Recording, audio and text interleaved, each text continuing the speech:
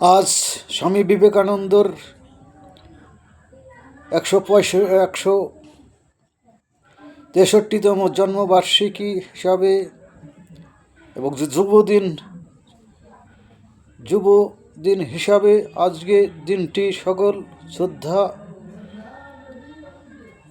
এবং নিষ্ঠার সঙ্গে স্বামী বিবেকানন্দকে স্মরণ করে আজকের দিনটি সবাই পালন করছে সারা ভারতবর্ষ এবং সারা ভারতবর্ষের সনাতনী সকলে মিলে। তাই স্বামী বিবেকানন্দের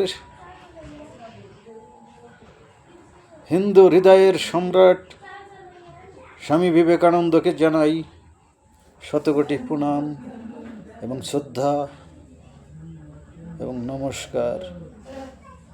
এই সঙ্গে সঙ্গে সারা ভারতবর্ষের সনাতনীদের জানাই গৈরিক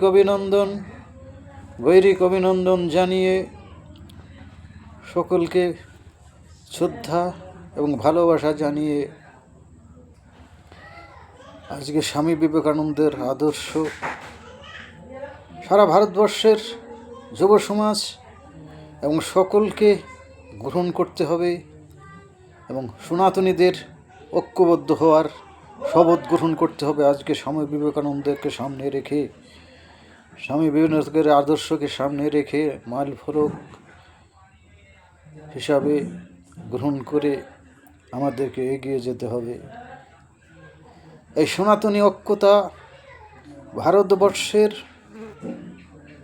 নিরাপত্তা, রাষ্ট্রীয়বাদ সকল কিছু জড়িয়ে আছে। তাই স্বামীজির এই আদর্শকে সামনে রেখে সনাতনীদের ঐক্যবদ্ধ হওয়ার জন্য আহ্বান করছি।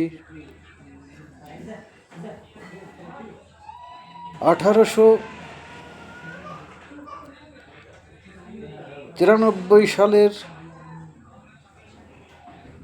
11 সেপ্টেম্বর স্বামী বিবেকানন্দ চিকাগোর ধর্ম সম্মেলনে এক ঐতিহাসিক বক্তব্য পেশ করে ভারতবর্ষকে বিজয়ের মুকুট পরে এবং ভারতবর্ষকে সম্মান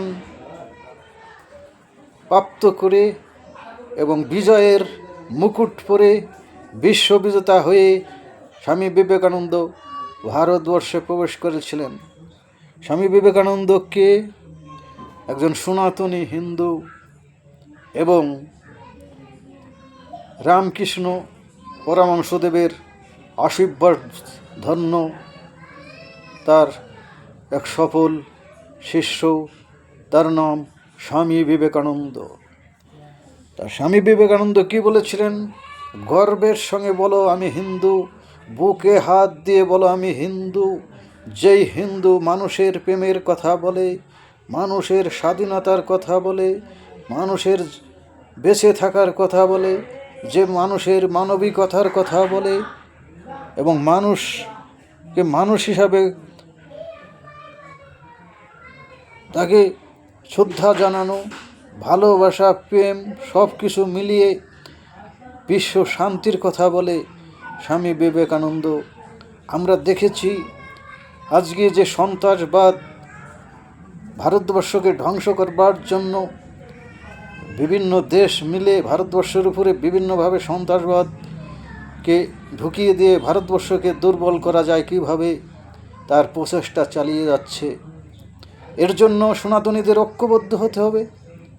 আজকে ভারতবর্ষের যে সমস্ত রাজ্যে সনাতনীর সংখ্যা কমে গেছে সেইখানেই বিশৃঙ্খলার সৃষ্টি হচ্ছে, সেইখানে স্বাধীনতা এবং ভারতবর্ষকে ভাগ করে নেওয়ার কথা বলা হচ্ছে। আর আমাদের ভারতবর্ষের কিছু সেকুলারপন্থী যারা স্বামী বিবেকানন্দকে বিশ্বাস করে না, মার্ক্সবাদ কমিউনিস্ট পার্টি, যারা বিদেশের আদর্শ অনুসরণ করে, বিদেশের দুঃখতে দুঃখ প্রকাশ করে, সনাতনী কোনো জায়গায় আক্রান্ত হলে তাদের বিরুদ্ধে প্রতিবাদ জানাতে রাস্তায় নামে না।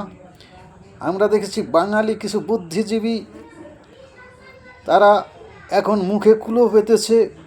বাংলাদেশ মুর্শিদাবাদে হিন্দুদের যেভাবে নরংশ হিংসা বলি হলেন এবং খুন হলেন, মার্ডার হলেন, তাদের পাশে তাদেরকে কোনো দিন দাঁড়াতে দেখিনি। বাংলাদেশে সাম্প্রতিককালে দীপু দাস, মুর্শিদাবাদ হরগোবিন্দ দাস এবং চন্দন দাস, তাদেরকে যেভাবে মেরে ফেলা হয়েছে, তৃণমূল কংগ্রেসকে কখনো রাস্তায় নামতে দেখিনি। সিপিএম বন্ধুদের তাদের কথা বলার জন্য, তাদের পক্ষে যাওয়ার জন্য, তাদের বিচার ব্যবস্থাকে সুদৃঢ় করার জন্য আমরা দেখিনি। তৃণমূল কংগ্রেসকেও দেখিনি। এরা শুধু ভারতবর্ষ ধ্বংস হোক এই কথা ভাবনা চিন্তা করে। তাই আজকে সমস্ত সনাতনীদের বলবো, আজকে স্বামী বিবেকানন্দ হিন্দু হৃদয়ের সম্রাট, তাকে আদর্শকে সামনে রেখে, তার জন্মদিনকে সামনে রেখে শপথ গ্রহণ করুন, ঐক্যবদ্ধ হন, সংকল্প গ্রহণ করুন যে হিন্দুদের, সকল হিন্দুদের, সে মুচি হোক, সে হালদার হোক, সে মহাশয় হোক, সে কায়াত হোক, সে ঘোষ হোক, সে ব্রাহ্মণ হোক, যে কোনো ধর্মের লোক হোক, আদিবাসী হোক, সকলকে একটি জায়গায় নিয়ে এসে একটি শক্তিশালী সনাতনী ভারতবর্ষকে গঠন করা এবং হিন্দু রাষ্ট্রকে গঠন করতে হবে হিন্দুদের জন্য।